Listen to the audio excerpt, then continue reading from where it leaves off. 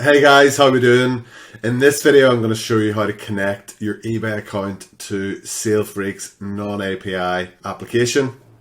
So if you're seeing this screen, you will have successfully signed up for a Salefreaks Non API account. When you log in, it will prompt you with this box to add your eBay account. So let's take a look at this. As we can see here, the first option is the site, and this will determine whether you're going to sell on the US market or on the UK market. So what we do first of all is we just select one or the other. My store is on the UK, so I'm going to select UK. And then what we need to do is pop in our eBay store name. This is the eBay user account, so not the user email, but the user account. And this can be found on the main page up in the top left, where you can click on your name and it'll give you a drop down box. And normally it'll have your store name or your user account, and then it'll have your feedback in brackets beside it. You can also find this from the main Seller Hub overview page towards the top left hand corner. Again, it's the username with the feedback beside it in brackets. So make sure you just type in the username exactly how it shows. So if my eBay username was eBay username, it would be like so, just 100%. Doesn't need to be, case sensitive or anything. It just needs to be exactly the same. So if there's any dots or any characters, they go in there as well. And the next option down is the tracking management settings. There's a couple of different options to choose from here. So we've got convert all to Salefreaks, convert all to Aqualine, and marked as shipped only.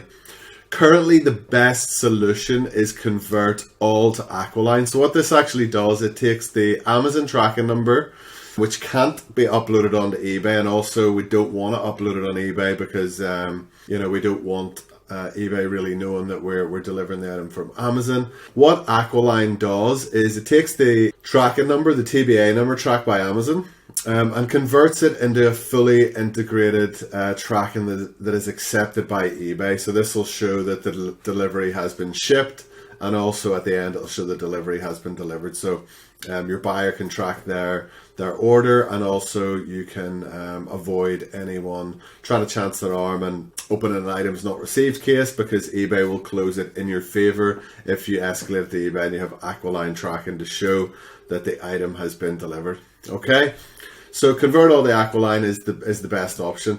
The other one is convert all to Salefreaks. This is another kind of masking of the tracking. However, it doesn't update on eBay.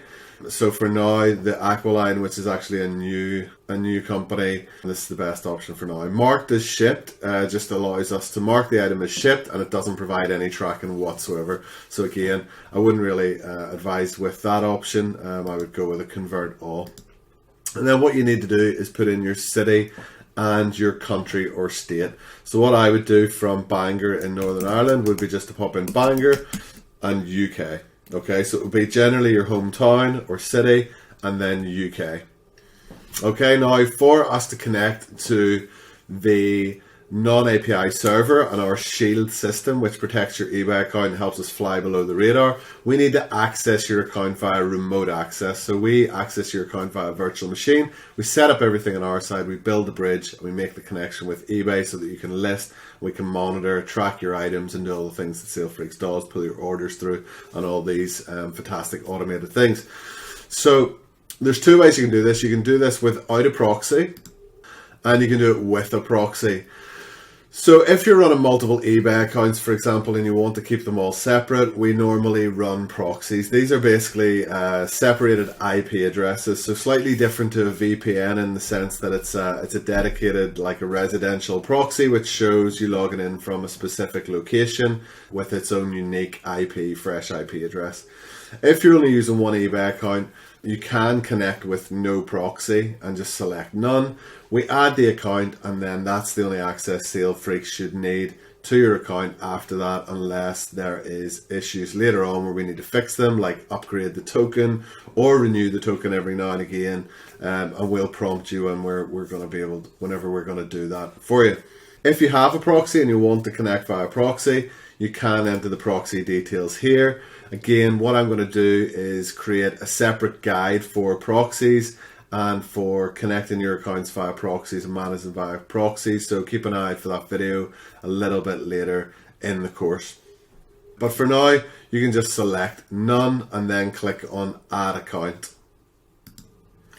When you add future accounts from the dashboard as well, you may see this coming up slightly differently where you input your business policies for the new eBay account that you're going to add. Always remember, and this is in other parts of the course when setting up business policies, remember to always put the shipping policy, the returns policy, and the payments policy exactly letter for letter, case sensitive, any characters, exactly in these boxes in your global settings as you would have them on your eBay account. So if your eBay policy is called shipping, we want to make sure that it says shipping on the global settings and on eBay like for like. Okay, so a lot of people make a little minor error, like they have a capital S when it should be a singular S, and this is really important because the way that we latch on to your eBay account is we need to, via automation, we use the same shipping policy. So if we try and access your business policies remotely and there's a slight difference, the system won't be able to grab onto it. Basically, it won't be able to pick that up because there's a difference in the policy. So that's why it's really, really important. Everything else is the same. Store name, password. By now, you've already been linked to a UK or US account. The tracking, like I mentioned before, and then some of the remote access you can actually use via RDP or AnyDesk as well. So yeah, that's just a slight variation when you add an account from the dashboard, which is by pressing the add account button on the bottom left of the screen.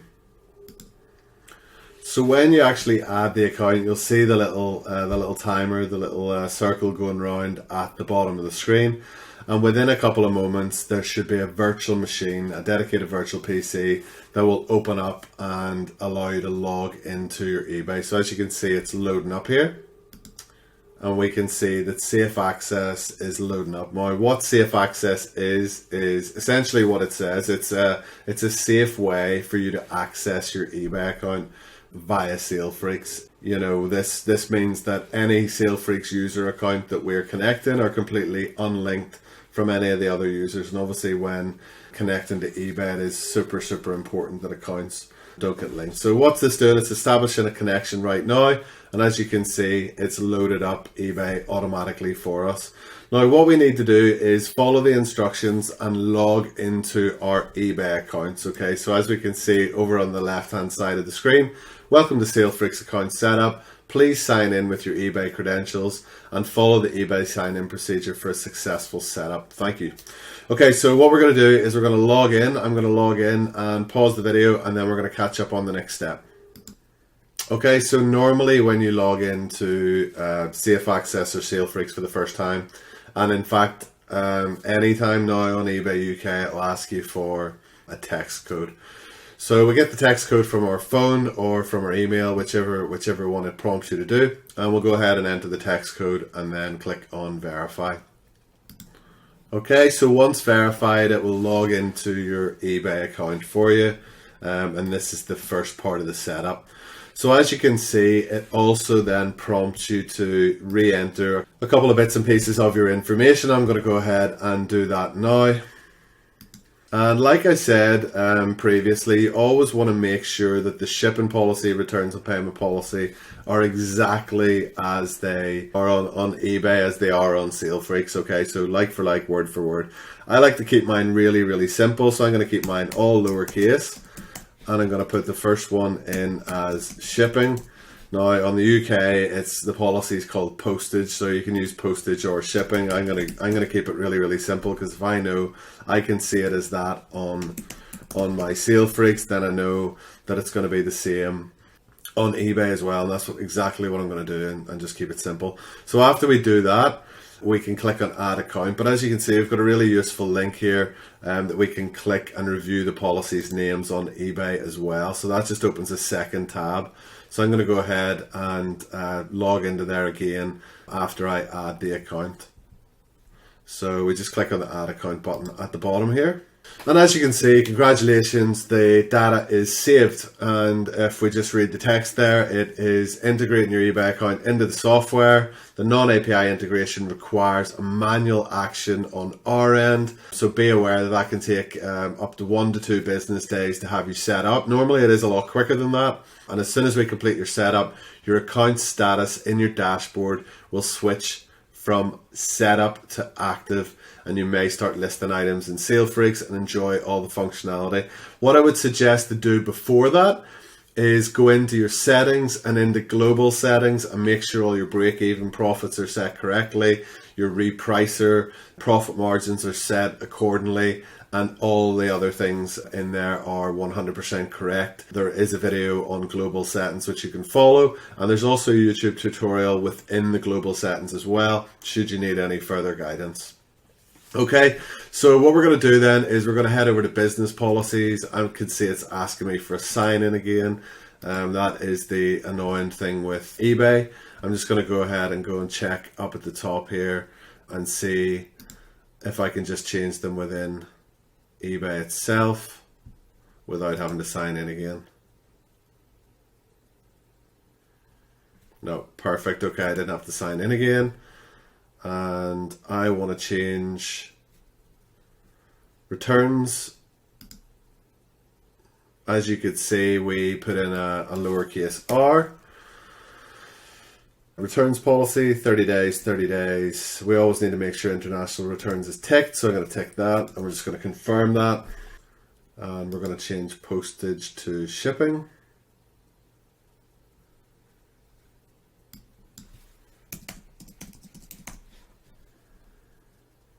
And we're going to add in an additional express service as well. And what the express service does is you can charge for that.